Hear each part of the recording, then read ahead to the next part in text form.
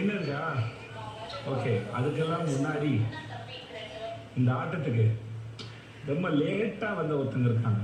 அவங்கள கூப்பிட்டு வச்சு என்ன விசாரிச்சிருவோமா? யார் அவங்க?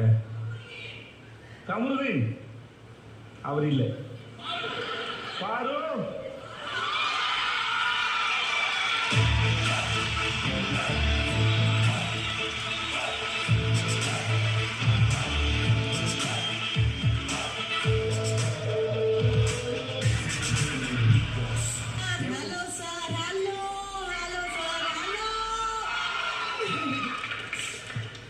S sir, I am back.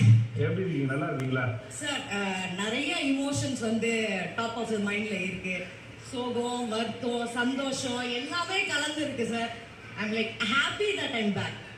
இங்கே என்ன நடந்தாலும் எதுவாக இருந்தாலும் இங்கேருந்து போகும்போது எல்லாத்தையும் மறந்துட்டு நீங்கள் எல்லாருமே சந்தோஷமாக உங்கள் வாழ்க்கையை தொடங்கணும் தான் எங்களுடைய ஆசை. அதுக்கு தான் கண்முழுதுன்னு நாங்கள் கூப்பிட்டோம், அதுக்கு தான் பார்வையும் கூப்பிட்டோம். எங்களை பொறுத்தவரைக்கும் நீங்கள் எல்லாரும் ஒன்று தான். Thank you so much sir. சொல்லுங்கள் பாரு, உங்களுக்கு இந்த பிக் பாஸ் அனுபவம் எப்படி இருக்கு சார்? ஒரு ரோலர் கோஸ்டர் ரைட் அப்படின்னு தான் நான் சொல்லுவேன்.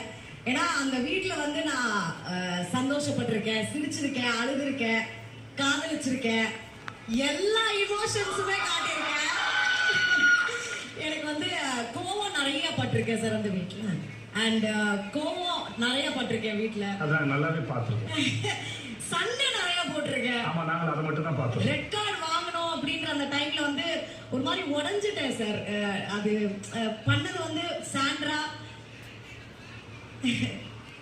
முதல்ல சாரி, நான் முதல்ல வந்து கேட்கணும். வெரி சாரி நடந்தது எல்லாத்துக்குமே.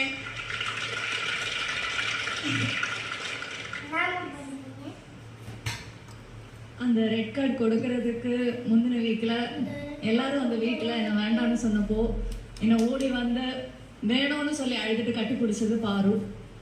ஆனால் அவள் வீட்டு விட்டு வெளியில் போகும்போது தனியாக கேட்டு முன்னாடி நின்னது அந்த ஏவியில் பார்த்து நான் ரொம்ப வருத்தப்பட்டேன். நான் போயிருக்கணும், கட்டி பிடிச்சிருக்கணும் அப்படின்னு தோணிடுச்சு.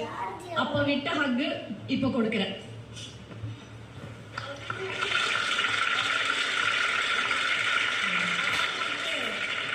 நிஜமாலே அங்க கேட் கிட்ட வந்து போயிட்டேன் சார். போயிட்டு நான் அந்த நேரத்துல எனக்கு தோணுனது ஒண்ணுதான், இத்தனை நாட்கள் இந்த வீட்டுல இருந்திருக்கோமேன்னு அந்த வீட்டை தான் சார் நான் வந்து பார்த்தேன். எனக்கு என்னன்னா நிறைய பேர் நிறைய நேரங்கள்ல இருந்திருக்காங்க, பட் நான் என்னைக்குமே அந்த வீட்டுல நானாவது இருந்திருக்கேன். அப்ப அந்த இடத்துல நான் தனிமையை நிறைய நேரத்துல